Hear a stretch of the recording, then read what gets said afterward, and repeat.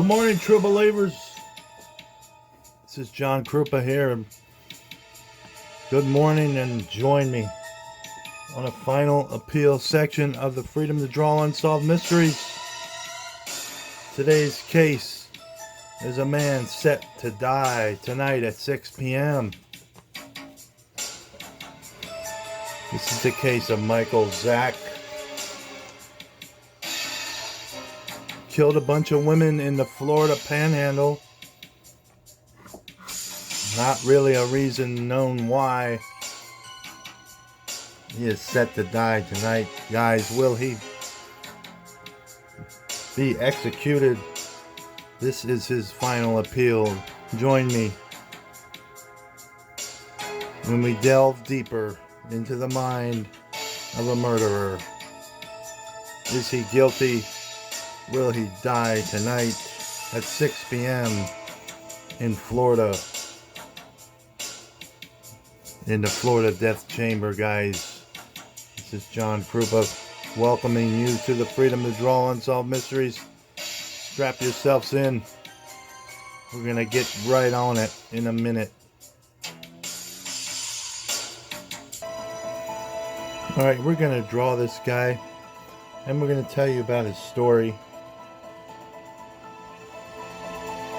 Florida death row inmates, lawyers, bishops, advocacy groups urge a stay on October 3rd execution.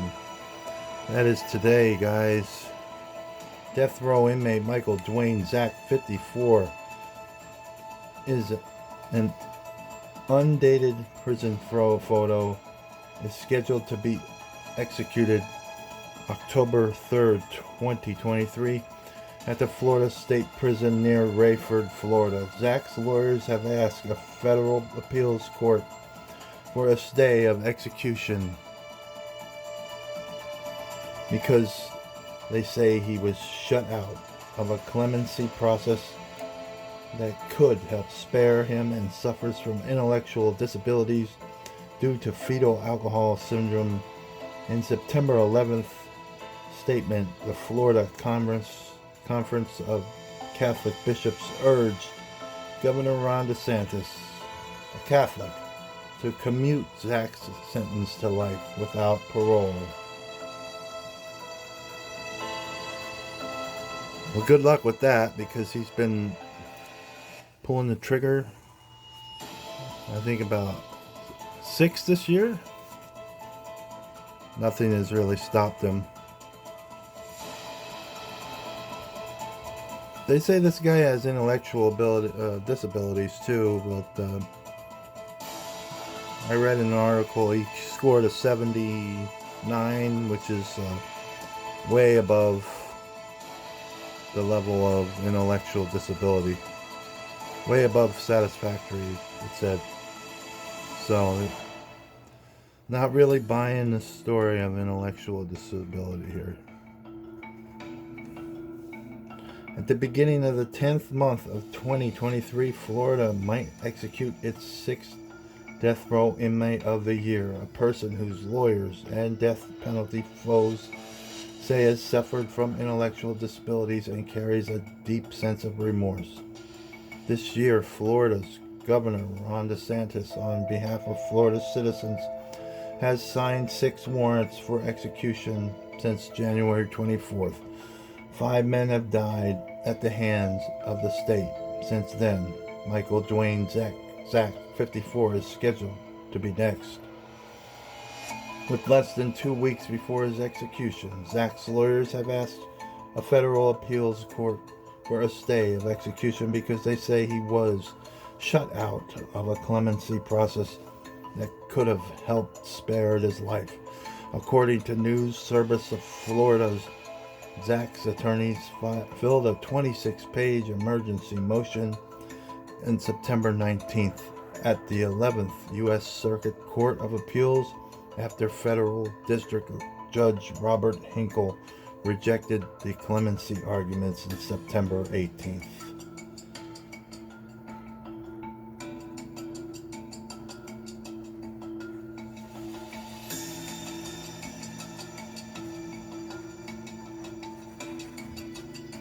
Like I said, tests have proven otherwise that he's got a mental disability.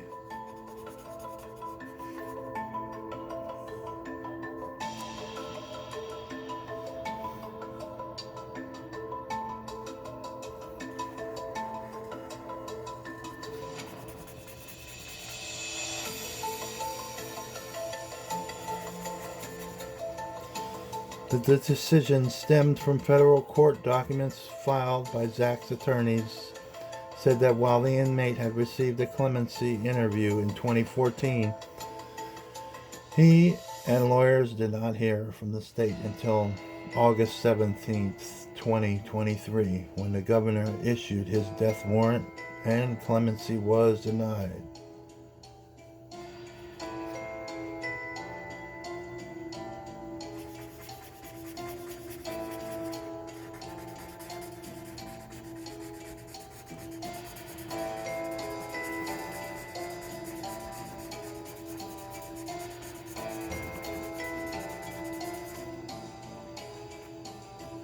Said to have murdered a couple of women that he just picked up at a bar. He would have kept doing it too, probably, if he didn't get caught.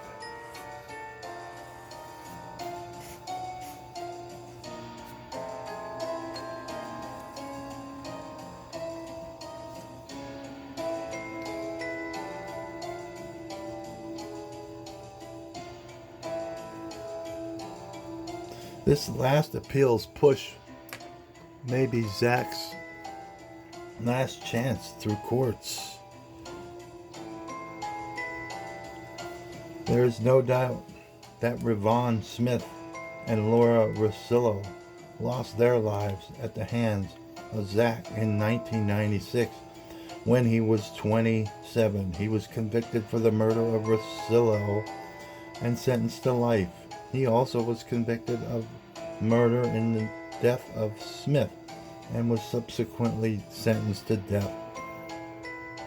In a September 11th letter to DeSantis on behalf of the bishops of Florida, Michael Sheedy, executive director of the Florida Conference of Catholic Bishops, recognized that Zach's heinous and horrific crimes against these women have caused untold suffering to their families, friends, and communities. The conference is urging the governor's office to commute his sentence to life without parole. But he gets to live his life, and those two women that he murdered don't get the same.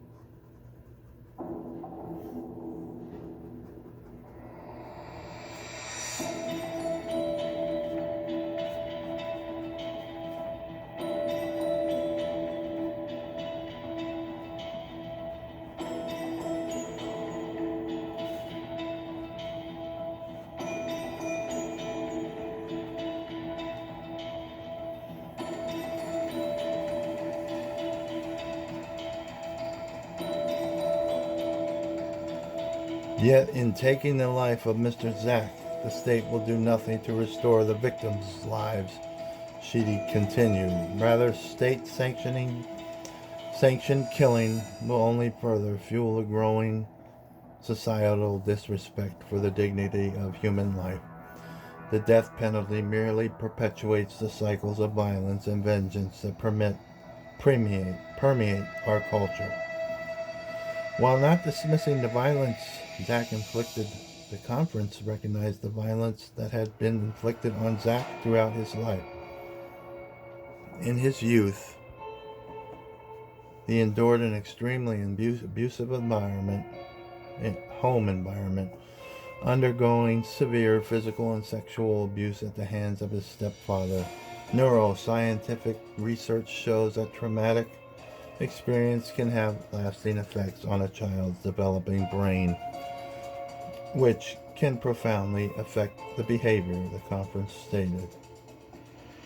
His defense team presented expert testimony that Mr. Zach suffers from organic brain damage, fetal alcohol syndrome, and post-traumatic stress disorder. It added the mitigating circumstances found in his case make it clear that he was suffering from an extreme mental or emotional disturbance at the time of his crimes and was acting under extreme duress. It also said in one of the documentaries I've watched that his stepsister took an axe to his mother, I think, but he said that caused him trauma, but it was later found out that he wasn't even living in the house when his stepsister took an axe to the mother. I believe it was his mother.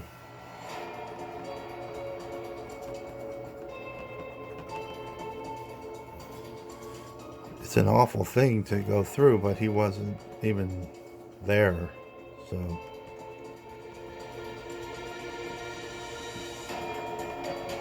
he tried to use it to say he was.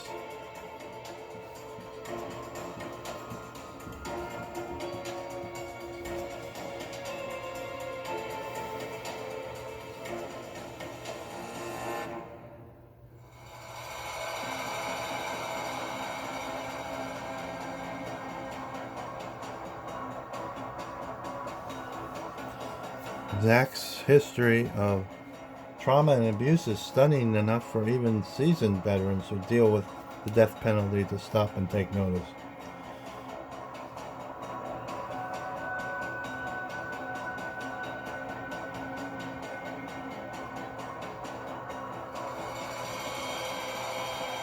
A Miami state attorney for Dade County for 13 years read his story and found it horrifying as she wrote to supporters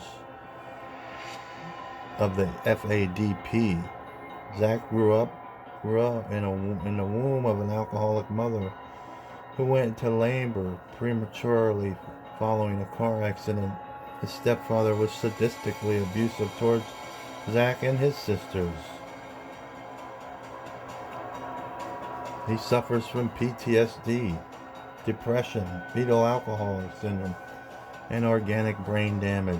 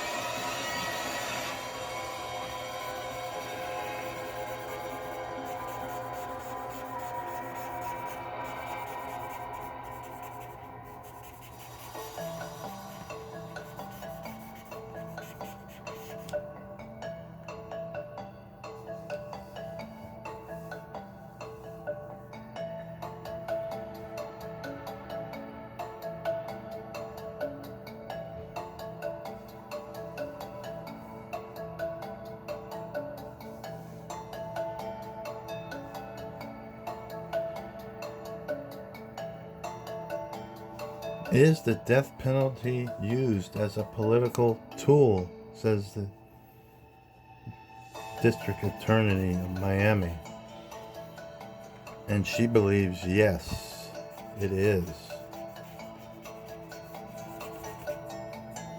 Politicians and elected officials have used emotional appeals to uphold the death penalty and even change legislation that has previously been voted into effect by Florida voters.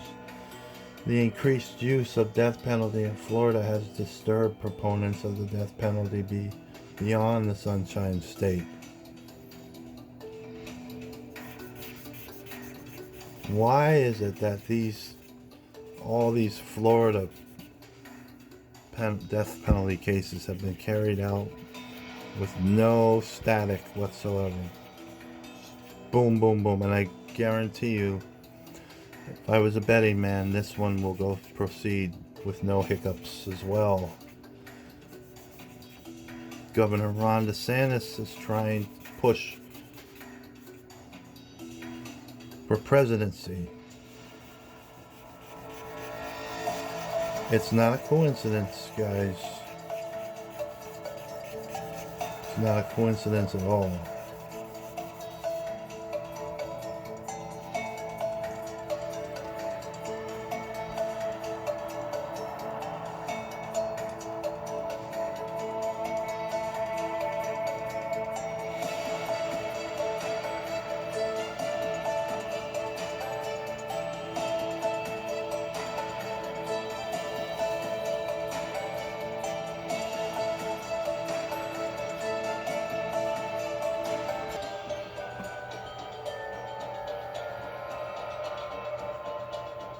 Florida man who murdered women he met in bars is set to die tonight.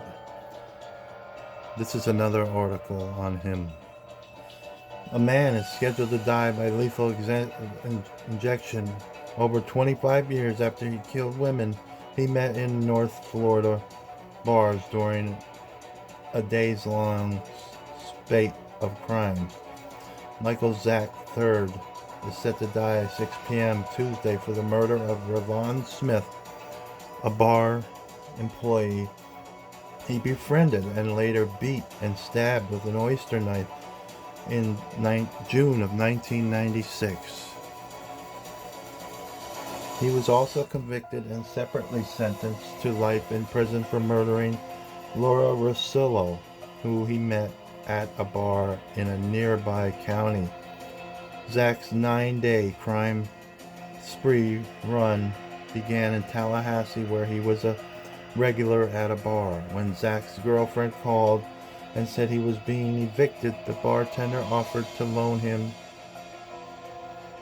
her pickup truck. Zach left with it and never returned, according to court records.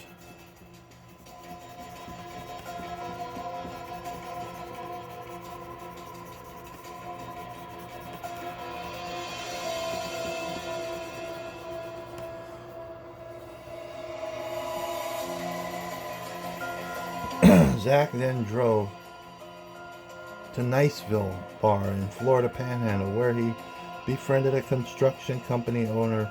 The man learned Zach was living in his pickup truck and offered to let him stay at his home. Zach later stole 2 guns and $42. He pawned the guns, according to court records. At yet another bar, he met Rosillo and invited her to the beach to do drugs. He then beat her, dragged her partially clothed into the dunes, strangled her, and kicked sand over her face, according to court records. The next day, he went to a Pensacola bar where he met Smith. The two went to the beach to smoke marijuana. Later, she took him to the home she shared with her boyfriend. The reason why this one was spared was because she was smart enough to bring a third party with them when they went to do drugs, or her fate would have been the same as the last one. At the home, Zach smashed her over the head with a bottle, slammed her head into the floor, raped her, and stabbed her 4 times in the center of the chest with the oyster knife. He then stole her television, VCR, and purse and tried to pawn the electronics.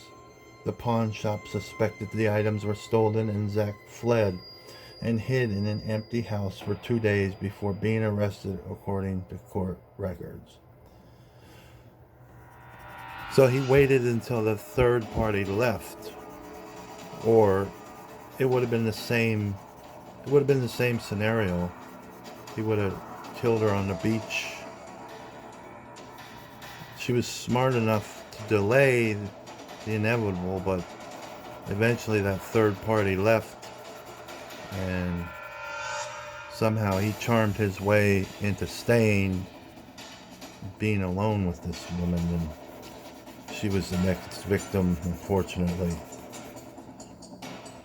Zach now is 54, admitted killing Smith. He became enraged and beat her when she made a comment about his mother's murder, which his sister committed. Like I said, she killed her with an axe, like Lizzie Borden style.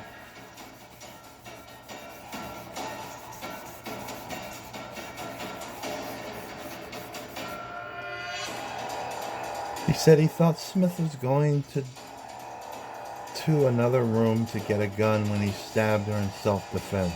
Zach's lawyers sought to stop the execution, arguing he's a victim of fetal alcohol syndrome and PTSD disorder. The U.S. Supreme Court denied Zach's appeal for a stay of execution Monday afternoon without comment. Of course they're going to deny it. Everybody and their brother uses that defense. And DeSantis is going to carry this out, most likely.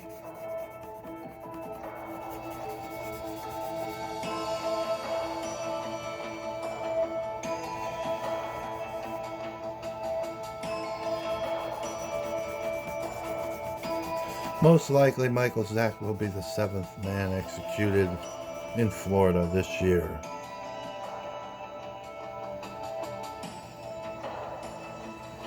I'm sorry, I stand corrected. It would be the 8th. Zach's execution would be the 8th under Governor Ron DeSantis, dating back to 2019, and the 6th this year after no executions in 2020 through 2022.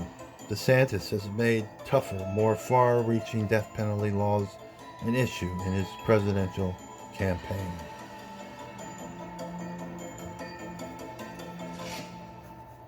And he's using these guys as human guinea pigs.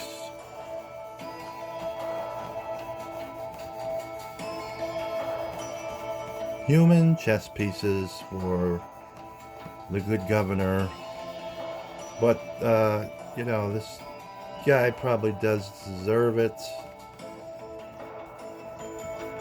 But still, the whole process is kind of sickening.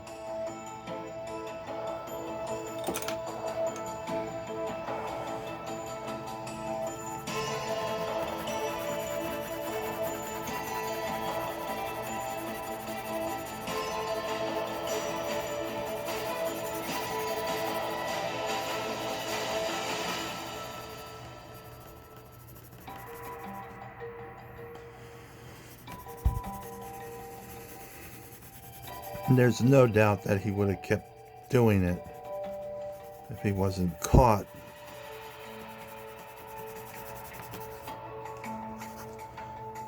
Thank the Lord above that he got caught and he is rotting in jail where he belongs.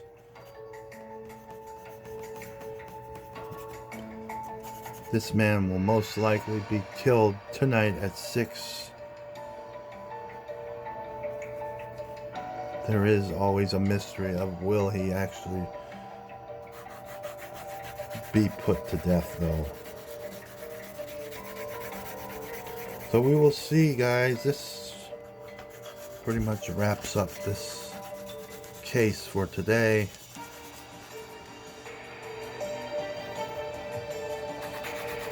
We will see you on the next episode, True Believers. John Krupa for the freedom to draw unsolved mysteries. Peace out, True Believers.